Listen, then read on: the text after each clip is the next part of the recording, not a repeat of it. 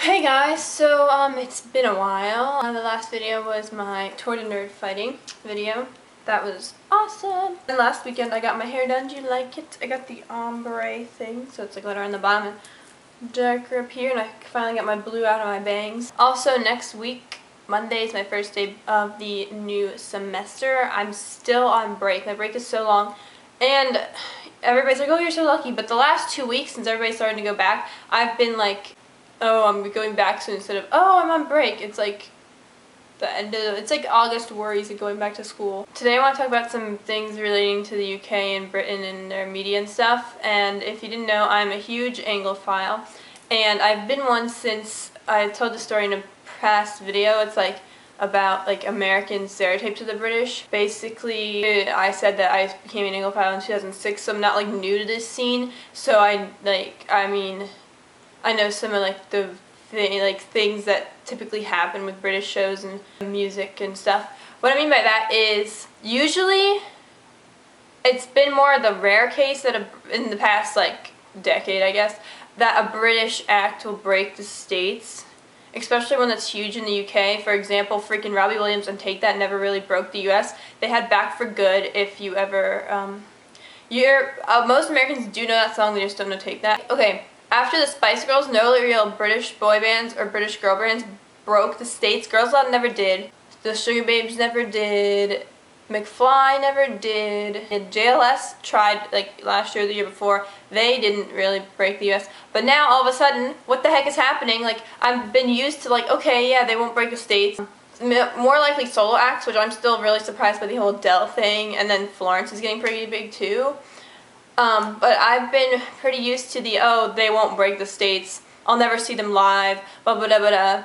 But now, The Wanted and One Direction, especially One Direction, are like huge in America. Not like huge, but they're like gaining a lot of popularity. And a lot of One Direction is because of their opening for Big Time Rush, whatever. I just have this thing like where if they were American, I probably wouldn't like them, but since they're British, I kind of like them. But I'm not like a big fan of them. I haven't really looked into them, so I can't say that much about them. I didn't really watch X Factor too much last year, but I mean, I knew about them from X Factor when they first were coming out, not from like any American promotion.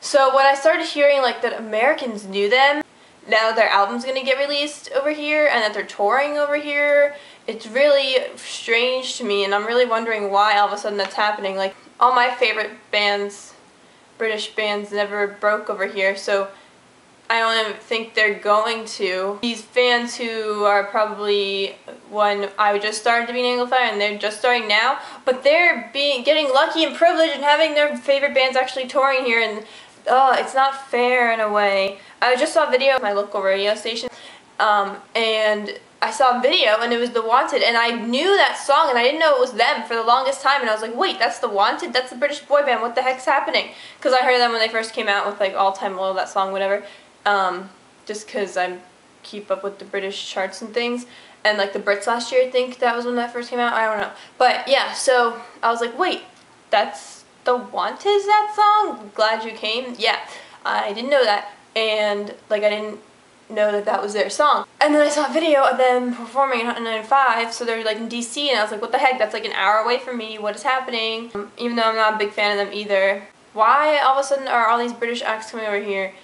Yeah, tell me what you think about all these like British boy bands that I wouldn't have expected to break the States are breaking the States. What are your opinions on them? Why do you think it's happening? Do you think they'll be like big radio hits and people will actually know like them, not just like a one-off single? Or you think they're just having like one-off singles? I don't know if I want all these things, all these British artists to get popular. Like, that's what I've always thought, like if Girls Aloud or Cheryl or Take That or Robbie ever broke the States, I'd be happy for them in a way, because I'd actually be able to see them and stuff, but then there'd be a lot of people who just heard them because of the American promotion, and it's like, I feel like it's the whole thing where it's like, they're mine, and I want them to be mine, and then it's like greedy and stuff, but then at the same time, you want them to be successful, and you want them to break your country, but at the same time, you don't, and I don't know.